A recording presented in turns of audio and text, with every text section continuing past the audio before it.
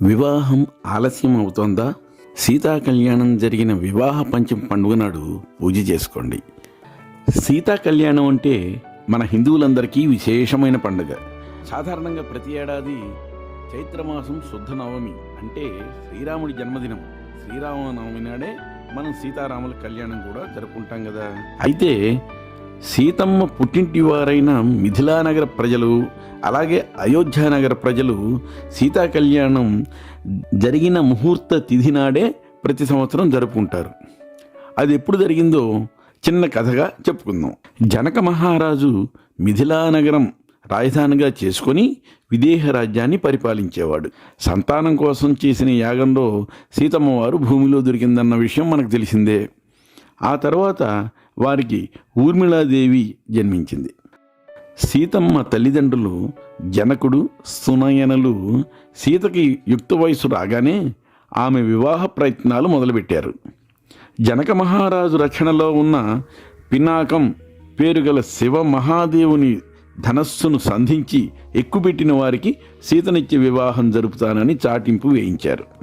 అప్పటికే సీతమ్మ వారి అందచందాలు, విదేహరాజ్య సంపదల గురించి తెలుసుకున్న వివిధ దేశ రాజకుమారులందరూ ఆశగా వచ్చేశారు. అదే సమయంలో కోసల దేశ మహారాజు దశరథుని పుత్రులు శ్రీరామలక్ష్మణులు సిద్ధవనంలో విశ్వామిత్ర మహర్షి ఆధ్వర్యంలో జరుగుతున్న యాగాన్ని రాక్షసుల బారి నుండి రక్షించి మిథిలా నగరంలో జరుగుతున్న ధనుర్యాగాన్ని చూసేందుకు విశ్వామిత్రునితో కలిసి వచ్చారు.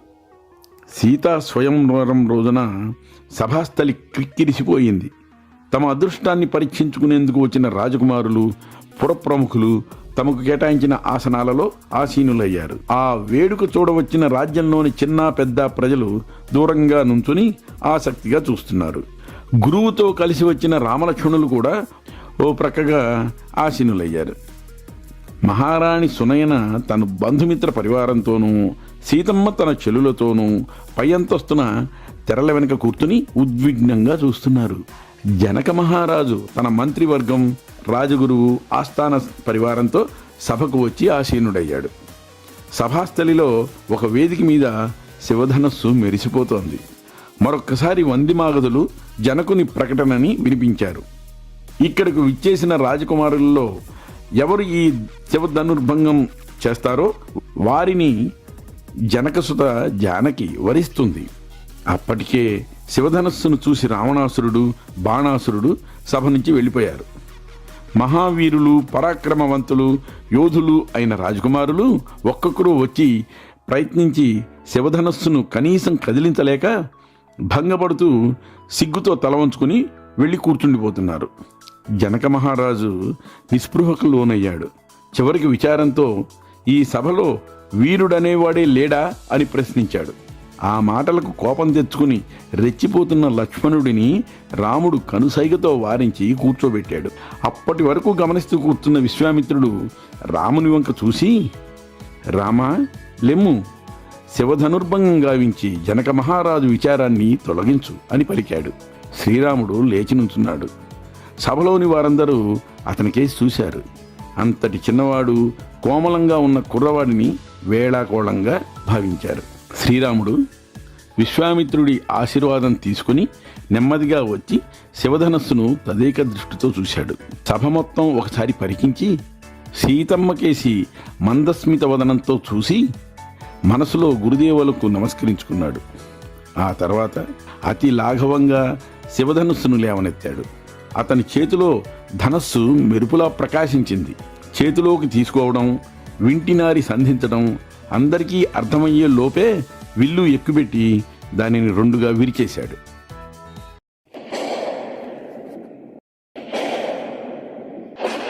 ఆ శబ్దానికి ప్రపంచం ఒక్కసారిగా లయ తప్పి మళ్ళీ కుదురుకుంది. మరుక్షణంలోనే జయ జయధ్వానాలు ఆకాశాన్ని అంటినాయి. అందరూ శ్రీరాముణ్ణి వేనోళ్ల పొగడుతున్నారు.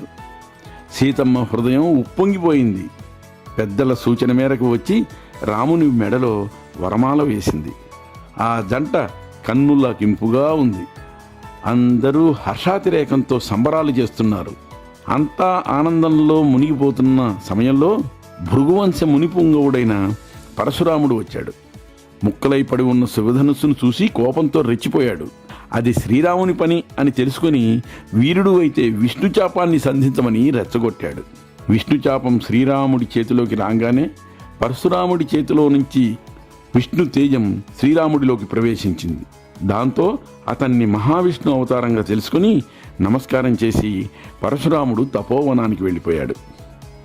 ఇంకేముంది, ఆ తర్వాత అంతా కళ్యాణ సంరంభాలు, సందోహాలు. సీతారామ కళ్యాణంతో పాటే జనకుడి చిన్న కుమార్తె అయిన ఊర్మిళని లక్ష్మణుడికి, జనకుడి తమ్ముడు కుశధ్వజుడి కుమార్తెలలో మాండవిని భరతునికి, శృతకీర్తిని శత్రుఘ్నునికి ఇచ్చి కళ్యాణం జరిపించారు.